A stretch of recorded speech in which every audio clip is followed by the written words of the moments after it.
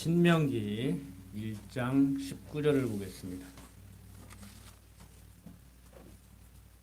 신명기 1장 19절부터 제가 읽겠습니다. 우리 하나님 여호와께서 우리에게 명하신 대로 우리가 호렙산에서 발행하여 너희의 본바 크고 두려운 광야를 지나 아모리 족속의 산지길로 가데스 바네아에 이른 때 내가 너희에게 이르기를 우리 하나님 여호와께서 우리에게 주신 이 아모리 족속의 산지에 너희가 이르렀나니 너희 하나님 여호와께서 이 땅을 너희 앞에 두셨은즉 너희 열조의 하나님 여호와께서 너희에게 이르신 대로 올라가서 얻으라. 두려워 말라 주저하지 말라 한즉 너희가 다 내 앞으로 나와 말하기를 우리가 사람을 우리 앞서 보내어 우리를 위하여 그 땅을 정탐하고 어느 길로 올라가야 할 것과 어느 성읍으로 들어가야 할 것을 우리에게 회복해 하자 하기에 내가 그 말을 선히 여겨 너희 중에서 매 지파에 한 사람씩 12를 택하매 그들이 앞서 가서 산지에 올라 에스겔 골짜기에 이르러 그곳을 정탐하고 그 땅의 과실을 손에 가지고 우리에게로 돌아와서 우리에게 회보하여 이르되 우리의 하나님 여호와께서 우리에게 주시는 땅이 좋더라 하였느니라. 그러나 너희가 올라가기를 즐겨 아니하고 너희 하나님 여호와의 명령을 거역하여 장막 중에서 원망하여 이르기를 여호와께서 우리를 미워하시는 고로 아모리 족속의 손에 붙여 멸하시려고 우리를 애굽 땅에서 인도하여 내셨도다. 27절까지 읽었는데 지난 시간 신명기 1장 1절부터 17절까지의 내용을 통해서 이 신명기서가 모세가 광야에서 40년 동안 생활을 하면서 세대 교체된 이스라엘 자손에게 호렙산 언약을 재교육 시키는 가운데 예비 교육을 하는 내용을 살펴봤습니다. 그러니까 신명기 1장 1절부터 17절까지 내용은 신명기서의 서론적인 내용이죠. 그러니까 이 호렙산에서 모세가 하나님으로부터 계명을 받았는데 무엇 때문에 왜 받았는가? 그리고 우리는 이제 무엇을 어떻게 해야 되는가? 그러니까 가나안 땅 들어가서 해야 될 일을 다시 재교육하고 있는 거예요. 그런데 호렙산에서 계명을 받았는데 어떻게 해서 호렙산까지 와서 계명을 받게 됐는가 하는 내용을 1장 1절부터 18절까지를 통해서 살펴봤고 이제 계속해서 19절부터 살펴보게 되는데 이 19절부터 46절까지 내용은 가데스 바네아 사건을 얘기해주고 있습니다. 가데스 바네아 사건이라는 것은 어떤 사건이냐면은 12 정탐꾼을 보내서 가나안 땅을 정탐하게 했고 그 정탐꾼들이 돌아와서 보고했을 때 이스라엘 백성들이 어떻게 행동을 취했는가를 알 수 있는 그러한 내용의 사건입니다. 자, 모세는 이스라엘 자손에게 뭐라고 했어요? 우리 하나님 여호와께서 우리에게 주신 아모리 족속의 산지에 이르렀다고 이렇게 얘기를 했죠. 그러면서 너희 하나님 여호와께서 이 땅을 너희에게 주셨은즉 너희 열조의 하나님 여호와께서 너희에게 이르기를 올라가서 얻으라 두려워 말라 주저하지 말라고 이렇게 얘기를 합니다. 그런데 이스라엘 사람들이 뭐라고 얘기를 하느냐면은 모세한테 그 하나님이 주셨다는 땅 어떻게 생긴 땅인가 갈 수 있는지 가서 한번 정탐을 하게 하자. 그러니까 모세가 그 의견을 선히 여겨서 들어주게 됩니다. 그래서 한 지파에서 대표를 하나씩 뽑아서 이제 보내게 되죠. 그러니까 12지파니까 대표가 이제 12명이 되는 거예요. 그래서 12명이 요즘 말로 스파이예요. 영어로 말하면 정탐꾼을 이제 보내는 것이죠. 자, 이런 내용을 살펴볼 때 백성들 의견이 일리가 있어요? 없어요? 그리고 모세는 백성들의 그 의견을 선하게 여겼다고 해서 그래? 그러면 뭐 보내지 뭐 했는데 모세가 백성들의 이 주장을 선하게 여긴 것이 모세의 올바른 생각이에요? 뭐 어떻게 해야 돼요? 성경을 공부한 우리들의 입장에서 보면은 제 생각을 정리한다고 하면은 여러분들은 어떻게 정리하고 계실지 모르겠지만 야 드디어 하나님이 약속한 땅 들어가기 일보 직전이다. 이제 우리는 요단강 건너서 들어가기만 하면 된다. 이렇게 생각을 했어야 될 것 같아요. 그런데 하나님이 주시는 땅은 땅이지만 가서 살만한 땅인가? 그리고 살만한 땅이더라도 들어갈 수 있겠는가를 한번 정탐해 보겠다는 거예요. 인간적으로 충분히 생각할 수 있는 거예요. 그런데 성경적으로 볼 때 그게 하나님을 여호와로 아는 백성들로서의 선한 생각이 아니죠. 육신적인 생각이죠. 그러니까 백성들도 지금 잘못 생각하고 있고 그것을 선하게 여긴 모세도 잘못 생각하고 있는 거예요. 자, 하나님이 약속한 땅, 가나안 땅이 들어가서 살기 좋지 않은 땅이면 어쩔 것이고 가서 보니까 참 좋은 땅, 이런 땅을 약속했구나. 그런데 들어가기 쉽지 않겠구나. 아니 못 들어가겠구나. 그러면 어쩔 거냐고. 우리 인생하고 한번 비교를 해보세요. 그냥 막연히 성경은 그렇더라 하지 말고 이걸 자꾸 이제 성경 교사들이 적용을 시켜주려고 하고 저는 적용을 시켜주려고 하는 게 아니에요. 성경을 이렇게 배우면은 이렇게 해석이 되고 그렇게 해석이 돼야 이런 처신을 할 수 있는데 그게 안 되니까 배워도 배운 것 따로 생각 따로 행동이 따로 나오는 거 아니냐. 생각 좀 깊이 하자. 이게 무슨 내용인지.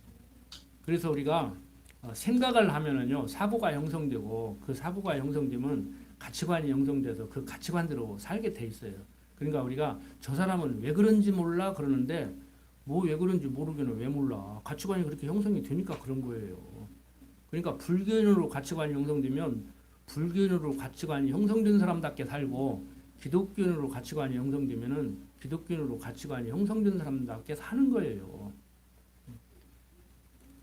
그러니까 저 사람은 왜 그런지 몰라가 아니고 저 사람 행동을 보니까 저 사람은 분명히 유교적 가치관으로 지금 머리가 정리가 됐구나. 저 사람은 불교적 가치관으로 정리를 하고 사는구나.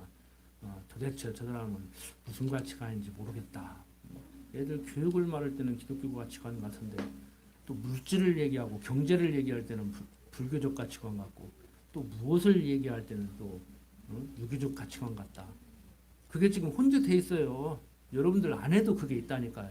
저 안에도 그게 있다는 걸 이렇게 보일 때, 제 스스로를 볼 때 깜짝깜짝 놀래죠. 야, 이래서 잘못하면은 성경 해석을 내가 달리하고 성도들에게 강론을 할 때 하나님 말씀만을 증거한다고 하면서도 나도 모르게 내 그 형성된 가치관으로 말을 하다 보니까 이래서 말 실수를 하겠구나. 여러분들 제 강론 실수 못 찾아낼 거예요. 찾기 힘들 거예요.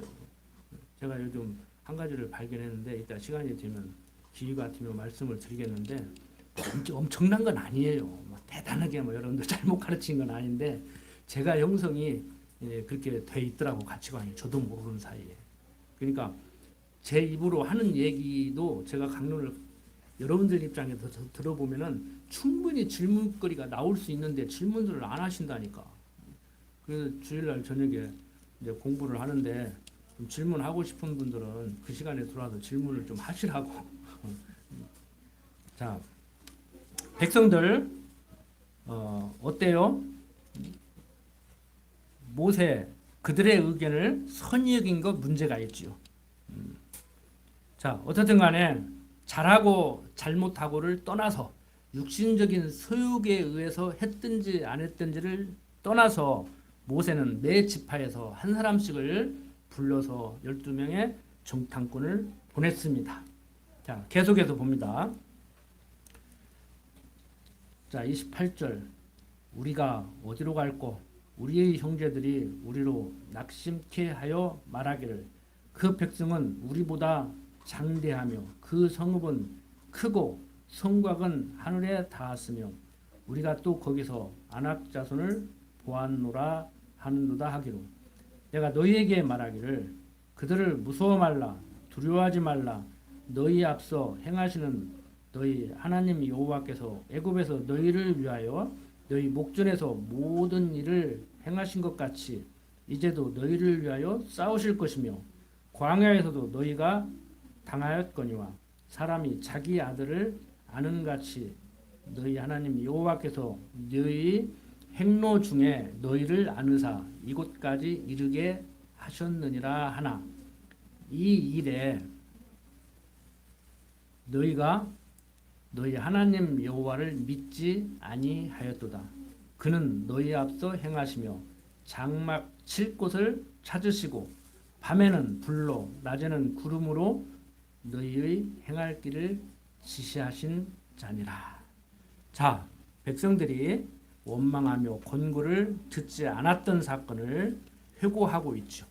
조금 전에 말씀드린 대로 하나님이 약속한 땅 살기 나쁜 도저히 들어가기 싫은 땅이면 어쩔 것이고 살기는 좋은데 들어가기 힘든 땅이면 아니 도저히 들어갈 수 없게 생긴 곳이면 어쩔 거냐고.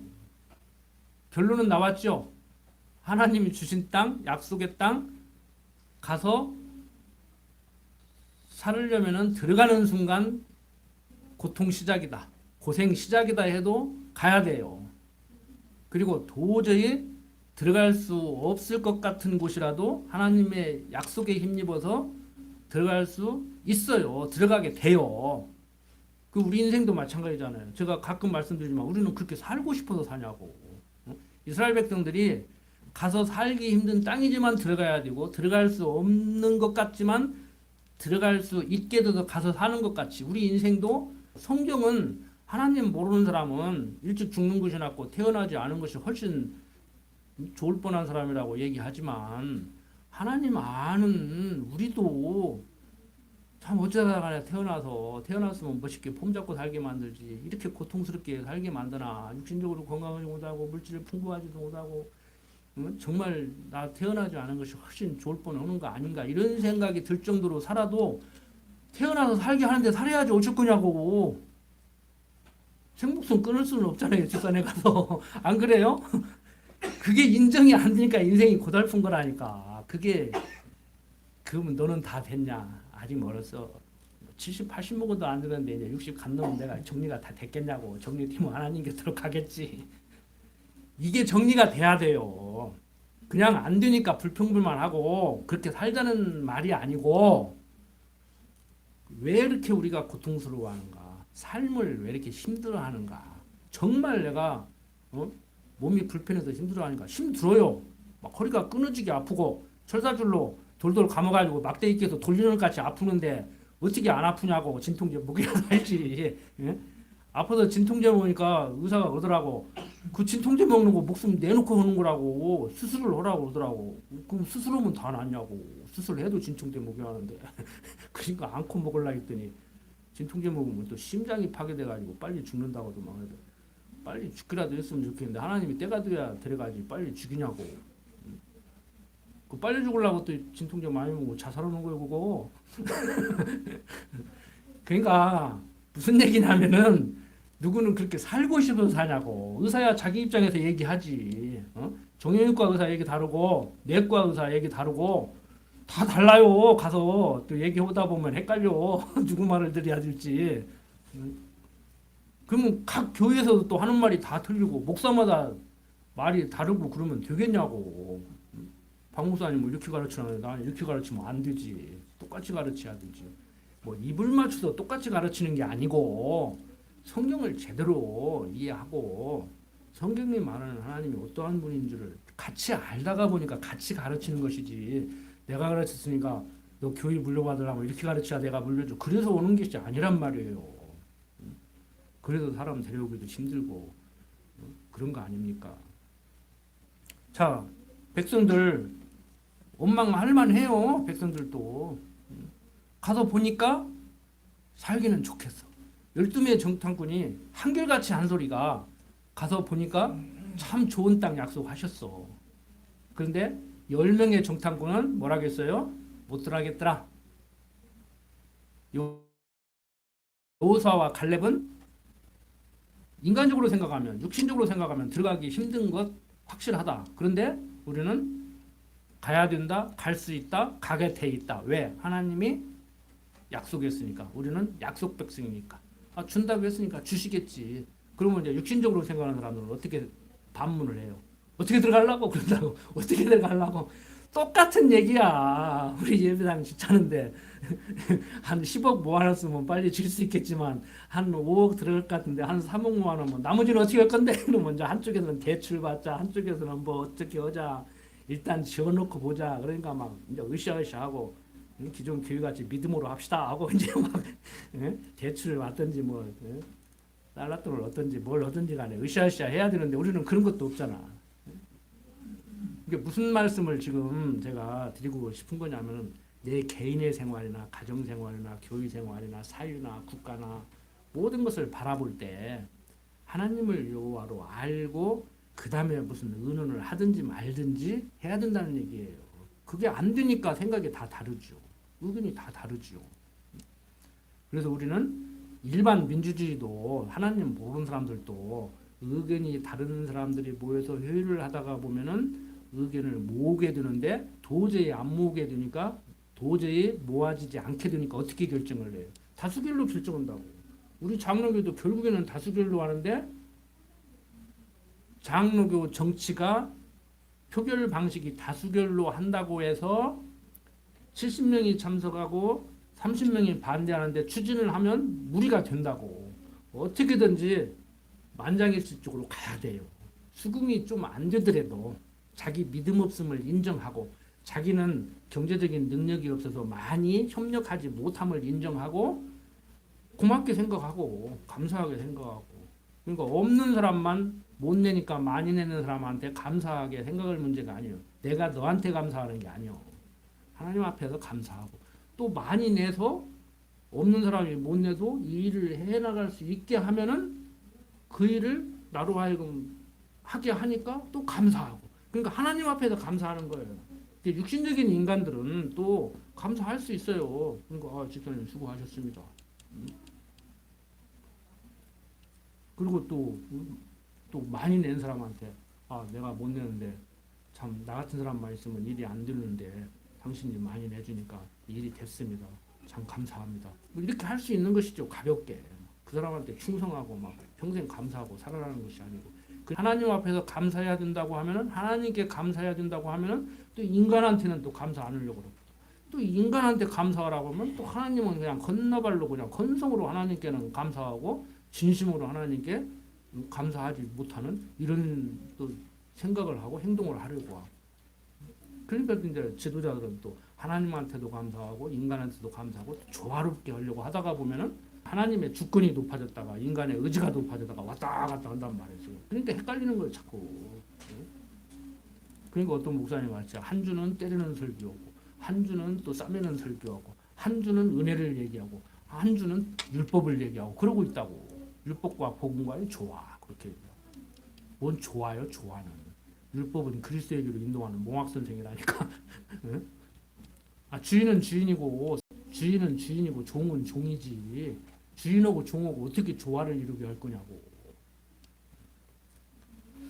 자, 백성들이 원망하면서 권고를 듣지를 않았죠. 근데 모세는 뭐라고 얘기했어요?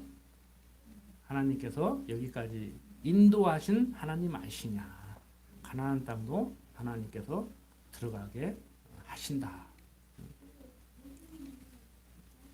근데 모세도 인간적으로 얘기하면 지도자의 삶을 살다가 보니까 짐이 너무 무거워서 그랬는지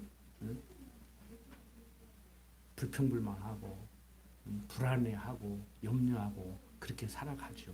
인간적으로 생각하면 그러는데 성경은 모세를 율법의 상징으로 딱 세워놨어요. 이미 하나님이 섭리를 하실 때. 그래서 모세의 율법으로 말미암아서는 절대 구원 얻을 수 없음을 모형과 그림자로 보여주기 위해서 모세라는 한 인물을 쓰셨고 호렙산에서 모세를 통해서 율법을 주셨죠. 그러니까 이게 좀 복잡해요. 신학적으로 이해를 하려면은 단편적으로 이렇게 바로 연결해서 설명하기가 힘들어요. 그래서 종합적으로 입체적으로 성경을 봐야 되고 하나님의 섭리를 이해해야 된다 소리가 그래서 나오는 거예요. 자, 어떻든 간에 백성들이 원망하면서 권고를 듣지 않았던 그러한 일들을 회고하는 내용이 27절부터 33절까지 내용입니다. 모세는 이스라엘 자손들의 그 정탐자들이 부정적인 보고를 듣고 여호와를 원망하던 그러한 사실을 이렇게 회고하고 있죠. 백성들은 뭐라고 원망했어요? 여호와께서 우리를 미워한다. 그래서 아모리 족속의 손에 붙여서 우리를 다 죽이려고. 그러니까 백성들의 생각이 애굽에서 그런 대로 밥이라도 얻어먹고 살았는데 노예 생활을 할 망정 밥은 안 굶고 살았는데 하나님이 우리를 사랑해서 가나안 땅으로 인도해 가시는 것이 아니고 우리를 미워해 가지고 애굽에서 종살이하면서 밥이라도 얻어먹고 사는 그때를 그 꼴도 못 보고 다 죽이려고 광야 데리고 나와서 그런다는 거예요. 말이 안 되는 소리를 지금 백성들이 하고 있는 거예요. 아무리 가나안 땅 들어가기가 힘들다고 해도 그렇지 이렇게 얘기하면 안 되지. 우리도 이스라엘 백성들과 같은 생각을 곧잘 할 수 있다니까요. 삶 속에서.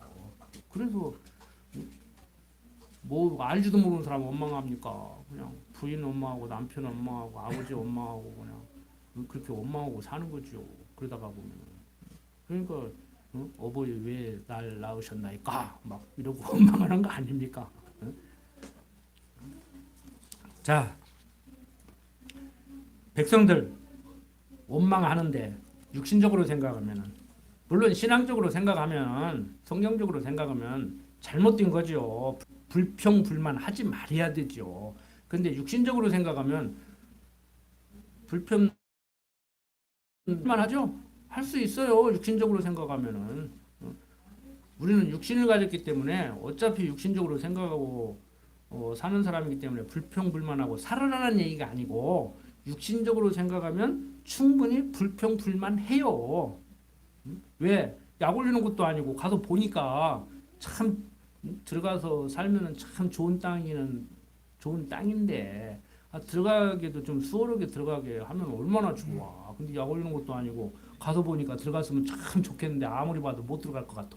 그러니까 불평불만하지요. 믿음 없으면 그렇게 산다니까. 우리 일상생활도요. 하나님을 여호와라 는 지식이 부족하면 그렇게 산다고 불평불만.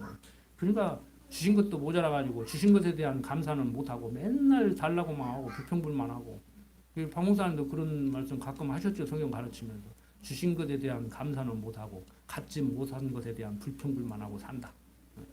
우리가 얼마나 그러는지를 스스로 발견을 해야 돼요. 그래야 솟아치게 누르려고 자기가 얼마나 공부를 더 해야 되고 이런 것을 깨닫게 되는 것이죠. 그런 거 없으면은 불평불만하면서도 내가 교회 출석한 지가 언젠데 창세기부터 요한계시록까지 지금 2번 듣고 있다 그러고 공부 끝. 교리단이나만 하고 혼자 왔다 갔다 하는 것이지 습관적으로 이제 그렇게 신앙생활을 하시지 말았으면 하는 높아시면서 제가 항상 말씀을 드리잖아요. 저를 포함해서 항상 생각 좀 깊이 하고 살자. 생각을 깊이 하면은 언어는 생각의 표현이기 때문에 말도 좀 품이 있어지고 행동도 좀 고상해지고 저도 말은 이렇게 하지만 집에 가면 맨날 혼나요. 말도 고상하게 하고 행동도 품이 있게 하라면서 자기 말도 고상하게 하고 행동도 품이 있게 좀 하라고 식구들한테 맨날 혼나는데 최소한 소크라테스는 제자들한테 너 자신을 알라고 그러는데 스승님은 압니까? 그러니까 나는 나 자신을 모른다는 것을 안다 그랬다는데 나는 소크라테스보다는 나아요. 내가 얼마나 부족한가는 난 알아. 자, 하나님께서 이스라엘 자손들을 아모리 족속의 손에 붙여서 멸하시려고 인도하신 것이 아니고 애굽 땅에서 인도해내서 가나안 땅으로 인도하시는 것은 가나안 땅을 주려고 애굽에 가서 종살이 하게 했다가 때가 되면 불러내서 인도하심으로 당신이 약속대로 이루시는 당신 뜻대로 섭리하시는 천지 만물을 지으시고 주관하시는 여호와심을 알게 하려고 그렇게 한다고 그랬죠. 이게 딱 정리가 되면은 지금 이스라엘 백성들 같이 10명의 정탐꾼 같이 이런 불평불만 섞인 엉터리 해석을 하지 않게 된다는 거예요. 우리도 마찬가지예요. 하나님의 여호와 되심을 알면은 해석을 바로 할 수 있게 된다는 거예요. 그러니까 우리가 조금 전에 말씀드린 대로 세상 살아가면서도요. 어쩔 건데 그러면은 뭐 어쩌기는 어쩌겠어. 그냥 지는 대로 살아야지. 그리고 꼬리를 싹 내려요. 뭐 이렇게 그런 소리 듣고 사냐고. 어쩔 건데 이런 소리 듣고 살면 안 되죠. 그러니까 힘 있는 사람하고 힘 없는 사람하고 우리 공직 세계나 뭐 이런 데서도 그렇잖아요. 뭐 하면은 윗사람이 시키면 시키는 대로 하든지 아니면 그냥 사표 쓰고 나와버리든지 하지. 그냥 쭝얼쭝얼 하면은 막 위에서 어쩔건데 그러면 꼬랑지 싹 내리고 가서 뭐 어쩌긴 어쩌. 뭐 저 자식 때문에 목구멍이 포도청인데 안 입고 와도 그러고 살해야 되지. 하루에 사표를 12번 내고 싶어도 살해야지 어쩔 것이요. 그렇게 살면 인생 고달픈 거예요 이제. 딱 사표 던지고 나오지도 못하고 다니자니 그렇고 그러니까. 그러면 이제 우리 조상들이 한 말이 있잖아요. 억울하면 출세해라. 그럼 자기 올라가서 또 옛날 생각에도 하지 말이라는데 그 짓을 또 오고 있어 후배들한테. 그래서 이 역사가 크게 안 바뀌는 거예요. 개혁이 쉽게 안 되는 거예요. 시집살이 당은 며느리가 시어머니 되면 시집살이 안 시킬 것 같아도 뭐 고기도 먹어본 사람이 더 먹는다고 시집살이 당한 사람이 더 시킨다고 하더라고. 자, 세상에서는 그렇게 살아요. 세상 사람들은 그렇게 살아요. 다. 집밥 귀에서 올라가고 사회에서 세상에서 출세하지 못하면은 짓밟히고 올라가면 밑에서 흔들어대고 그래 그렇게 산다고 세상 사람들은. 근데 우리는 그러지 말아야 되지. 못 올라가서도 아무리 그 사람이 짓 밟으려고 해도 짓 밟아도 짓 밟히지 않고 잡초같이 꿋꿋하게 살아남고 올라가면은 누가 흔들어대면 흔들어댄다고 떨어질까 봐도 벌벌 떨고 전전긍긍하고 그러지 말고 우리는 흔들어대지도 말고 짓밟으려고도 하지 말고 하나님 앞에서 그냥 조용히 내 사명 감당하면서 그냥 사는 거예요. 말로는 쉬운데 쉽지가 않죠. 그러니까 한 7, 80 이렇게 인생을 사신 분들은 우리 후배들을 놓고 그런 말씀을 해주셔야 돼요. 성경을 꼭 펼치지 않아도 그냥 조용히 말씀을 해주고 나중에 커서 부모 따라서 교회 가서 성경을 배우다 보니까 우리 할머니 할아버지가 우리 어머니 아버지가 그래서 그때 말씀을 그렇게 했구나. 하나님 모르는 사람들은 어떻게든지 출세하라고 막 수능 잘 봐가지고 막 어떻게든지 점수 많이 맞아가지고 어떤 대학 가고 막 판검 다 들어가고 가르치는데 우리 어머니 아버지는 우리 조상들은 이래서 그렇게 살으라고 안 가르쳤구나. 이걸 이제 깨닫게 되겠죠. 자, 34절부터 40절 계속 보면은 여호와께서 너희 말소리를 들으시고 모아사 맹세하여 가라사대 이 악한 세대 사람들 중에는 내가 그들이 열조에게 주기로 맹세한 좋은 땅을 볼 자가 하나도 없으리라. 오직 여분네의 아들 갈렙은 온전히 여호와를 순종하였은즉 그는 그것을 볼 것이요 그가 밟은 땅을 내가 그와 그의 자손에게 주고 여호와께서 너희 연구로 내게도 진노하사 가라사대 너도 그리로 들어가지 못하리라. 너희 종자 눈의 아들 여호사는 그리로 들어갈 것이니 너는 그를 담대케 하라. 그가 이스라엘에게 그 땅을 기업으로 얻게 하리라. 또 너희가 사로잡히리라 하던 너희 아이들과 당일에 선악을 분변치 못하던 너희 자녀들 그들은 그리로 들어갈 것이라. 내가 그 땅을 그들에게 주어 산업이 되게 하리라. 너희는 회정하여 홍해길로 하여 광야로 들어갈지니라 하시며 너희가 대답하여 내게 이르기를 우리가 여호와께 범죄하였사오니 우리 하나님께서 우리에게 명하신 대로 우리가 올라가서 싸우리다 하고 너희가 각각 병기를 띠고 경솔히 산지로 올라가려 할 때 여호와께서 내게 이르시되 너는 그들에게 이르기를 너희는 올라가지 말라 싸우지도 말라 내가 너희 중에 있지 아니하니 너희가 대적에게 패할까 하노라 하셨다 하라 하시기로 내가 너희에게 고하였으나 너희가 듣지 아니하고 여호와의 명을 거역하고 천자히 산지로 올라가며 그 산지에 거하는 아모리 족속이 너희를 마주 나와서 벌떼같이 너희를 쫓아 세일산에서 쳐서 호르마까지 미친지라 너희가 돌아와서 여호와 앞에서 통곡하나 여호와께서 너희 소리를 듣지 아니하시며 너희에게 귀를 기울이지 아니하셨으므로 너희가 가데스에 여러 날 동안 거하였었나니 곧 너희가 그곳에 거하던 날 수대로니라.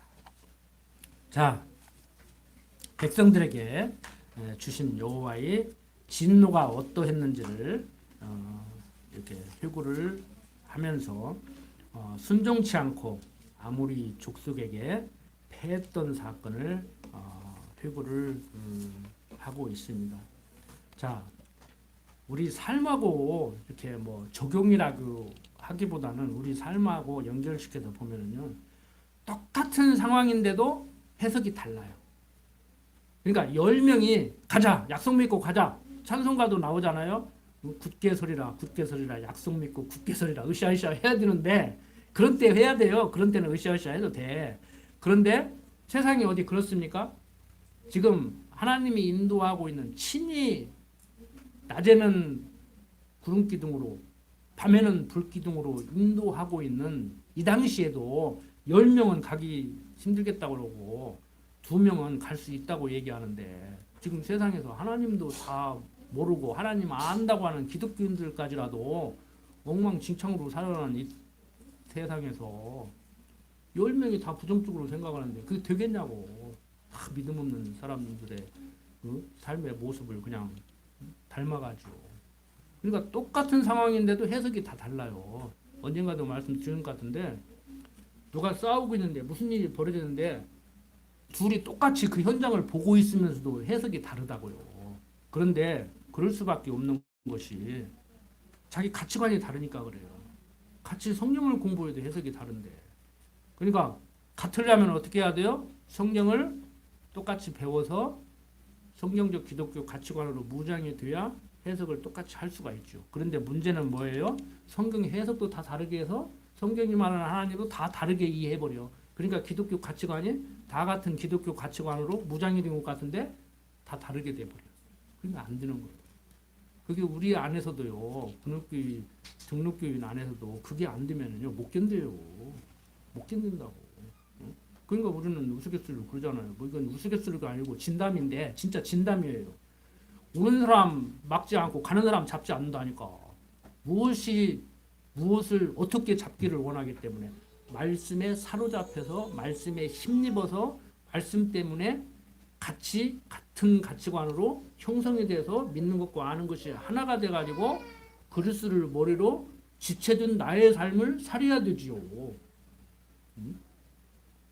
의족이면 의수면 괜찮아.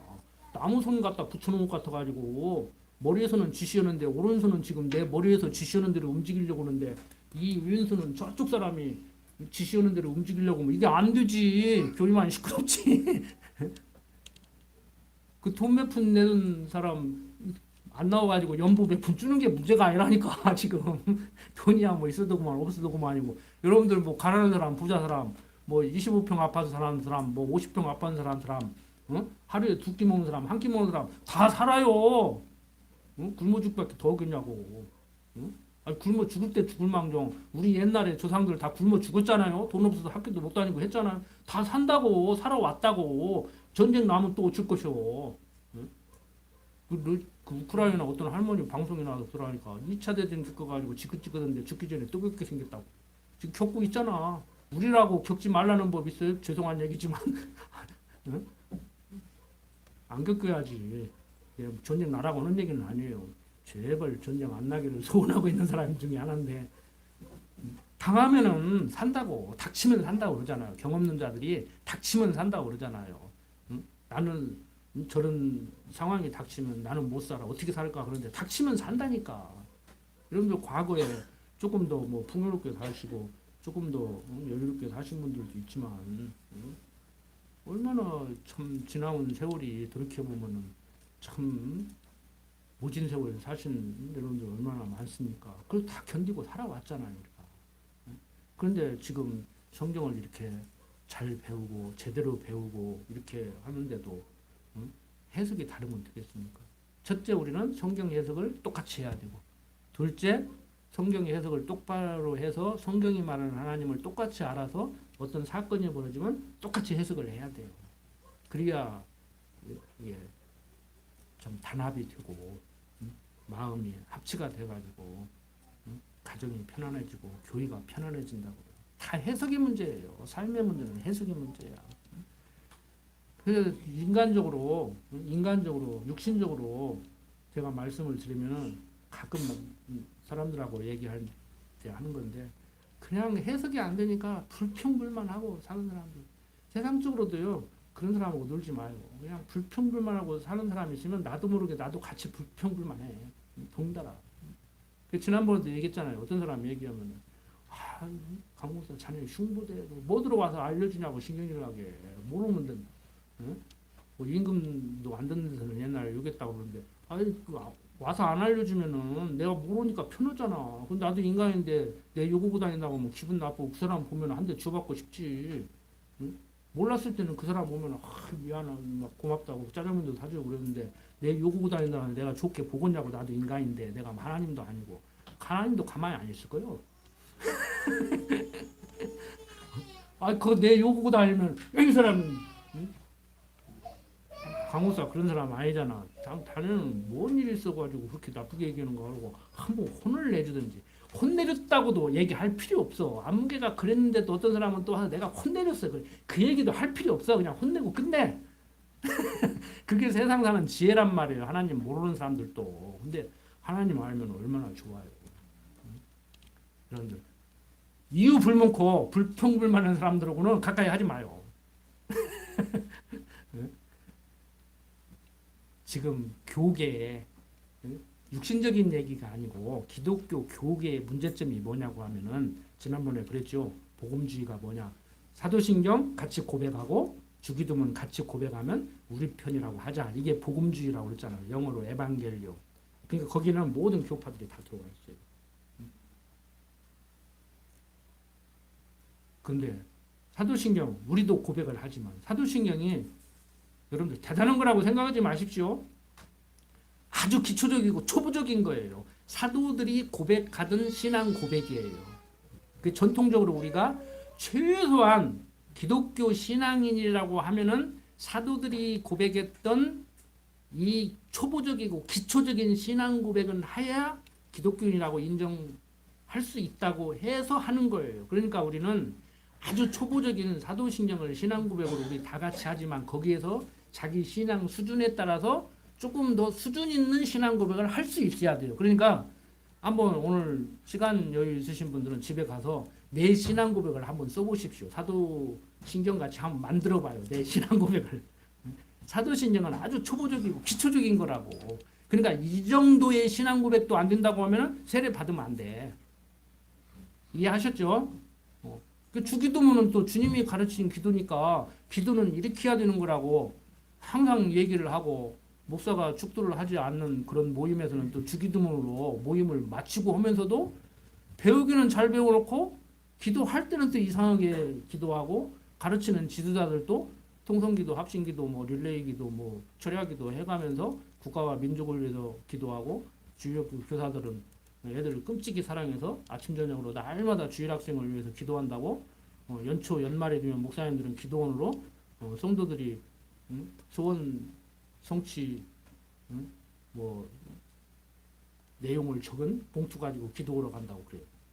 가서 하는 사람도 있기는 있겠지. 제대로 하는 사람 없더라고 가서 보니까. 저도 가봤거든요. 여러분들 그런 혹세무민하는 잘못된 거짓 교사로까지는 않겠어요.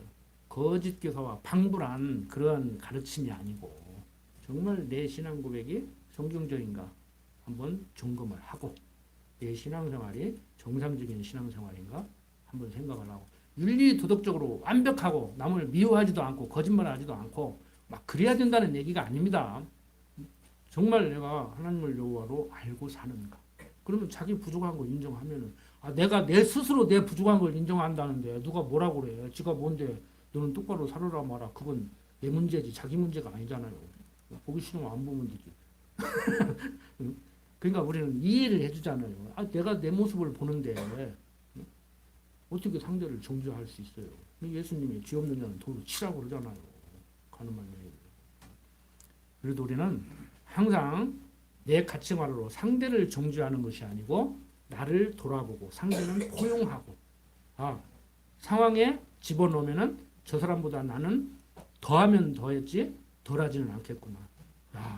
저 사람 저런 거 보니까 대단하다. 나도 저 상황에 빠지면은 하나님이 저 상황에 집어넣으면은 저 사람 정도는 할 수 있을까? 이렇게 생각해야 이게 정상이라고. 정죄하기 급급한 것이 아니라.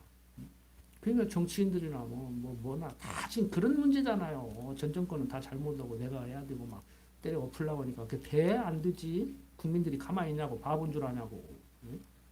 지금 60, 70대가 다 어떻게 만들어 놓은 민주화인데. 내가 강의하니까 어떤 양반이 그러더라고. 요즘 20, 30대가 왜 현 정권을 지지했는지를 모르겠다고. 많은 사람들이 그래요. 여러분들도 그렇게 말을 할 수가 있어요. 이 지역은 분위기가 현 정권을 지지하지 않는 분위기니까 그러지는 않겠지만 여러분들 저 사람은 왜 그런지 모르겠다고. 그게 내가 잘났다는 얘기거든. 내가 큰 그릇이라는 얘기예요. 저 사람은 왜 그런지 모르겠다고 이해를 못했다고 하는데 근데 내가 큰 그릇이에요? 작은 그릇이에요? 자기는 지금 자기가 큰 그릇이라고 얘기를 하는 거예요. 근데 저 사람은 이해를 못하겠다고 그러는데 이해가 안 된다고 그러는데 이해가 안 되는 사람이 작은 그릇이에요? 큰 그릇이에요? 제가요 강론한 걸 쭉 들어보면서 하나 요즘 내가 말을 잘못하고 있었구나 하는 것이 여러분들 은사 따라 살아야 된다고 그랬잖아요. 그 틀린 말 아니에요. 은사 따라 살아야 돼요. 근데 제가 저도 모르게 왜 그런 표현을 했냐 그러면 가만히 보니까 누가 반문을 하고 이렇게 반문을 한다고 내가 뭐라고 대답했을까라고 생각을 하니까 제가 그만큼 생각이 깊은 사람이에요. 생각을 많이 하는 사람이라고. 필요 없이 생각을 많이 한다고 어떤 사람은 그러는데 여러분들 한번 생각해 보세요. 듣는 여러분들이 목사님 그러면은 이 세상에 은사 따라 살지 않는 사람이 있습니까? 물어보면은 어떻게 대답할 수 있겠어요? 다 은사 따라 사는 거예요. 제가 알고 있는 제가 가르치는 사람으로서 은사 따라 살지 않는 사람은 아무도 없어요. 그런데 내가 강론을 하면서 사람은 은사 따라 살아야 된다. 그렇게 말을 했더라고. 근데 여러분들 아무도 반론을 제기를 하지 않아. 그러니까 지나고 보면은 왜 저도 모르게 은사 따라 살아야 된다고 그런 말을 했냐면은 제가 왜 그랬을까 하고 깊이 생각을 해보니까요. 제가 지금 저의 모습이라고 하면은 대학도 철학과를 가든지 신학교를 가든지 해가지고 짝짝짝짝짝짝 왔어야 된다고 생각한 거예요. 나도 모르게.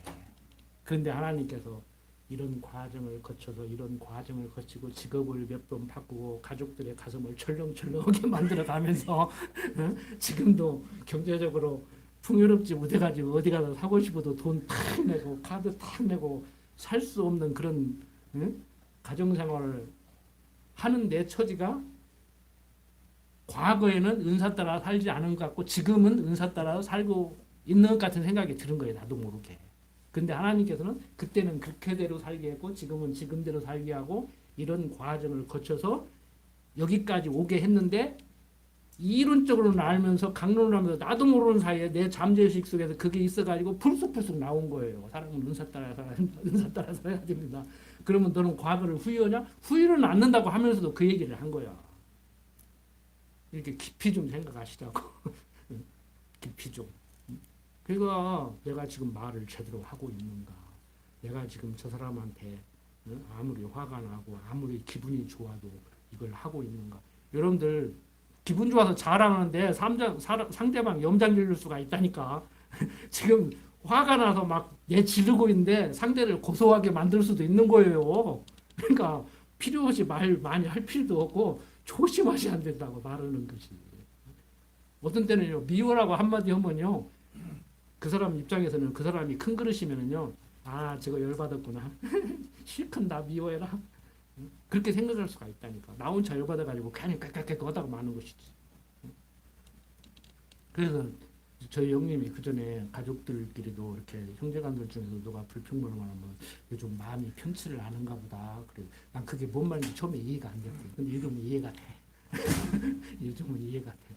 아 많이 불편한가 보다. 어려운가 보다. 그러면 뭐 친구들도 이제 그러고.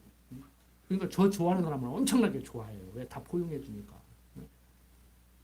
근데 이제 말이 없고 차가운 것 같고 막 다정다감하게 막 차차차차 그런 걸 나누니까 차갑게 생각하는 사람들은 범접하기 힘들다고 막.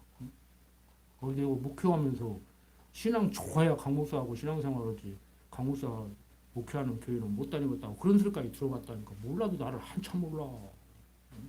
오직 답다 보면 술 먹고 나면 날마다 술 사주니까 오라고 그러고 담배 먹고 나면 날마다 담배 사줄게 교회 오라고 그러고 있어. 얼마나 답답하면 그런 소리를 했겠냐고. 앞뒤 딱 자르고 목사는 또 술 사준다 했다 보지 말고. 여러분들 똑같은 상황인데도 해석이 달라요. 그게 문제가 되는 거예요. 해석의 문제입니다. 인생은 해석의 문제예요. 행동은 다음이라니까요. 해석이 올바로 되면은 그렇게 행동이 나온다니까요. 여러분들 보는 시각이 있잖아요. 듣는 귀가 있잖아요. 그래서 지난번에 그런 표현을 했잖아요. 목욕탕 가서 특히 남자분들 옆에서 막 몸에다가 막 그림 형님들만 봐도 옆에 앉기 싫다고.